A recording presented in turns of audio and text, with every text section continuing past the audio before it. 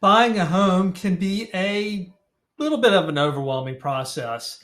And for some first time home buyers, just can't quite grasp the fact that it's not like buying a car. You walk in the car dealership, you sign your pen on a piece of paper, and you drive off with the car. Well, buying a car, that is an asset that depreciates, and a house, an asset that appreciates. But it is a roof over your head, which is a basic necessity of life. And some people may think a car is a necessity of life, but for most of it, it's us. It is not. So, and then there's a lot of regulatory involvement, and we're also typically making a much longer financial commitment out there. So the underwriting process is long. Plus, as a buyer, you want to make sure you're protected. That's why we recommend you get a home inspection to make sure the house is in good shape. And we typically get an appraisal to make sure you're paying a fair market value, or at least aware of the fair market value of the house.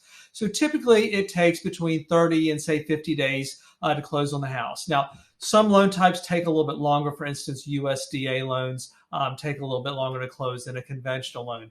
And there are lots of steps you can do up front to minimize the stress during the process of the house being pended under contract to the closing table. And that is to work with your loan officer up front to make sure you have all the documentation you need for income and the cash to come to close. Now, certain things like the title work, the appraisal, the home inspection really can't be done up front in most cases, but it does make the process move a lot easier and faster. So anyway, just remember it will take somewhere between 30 and 60, more like 30 to 45 days to close on a house.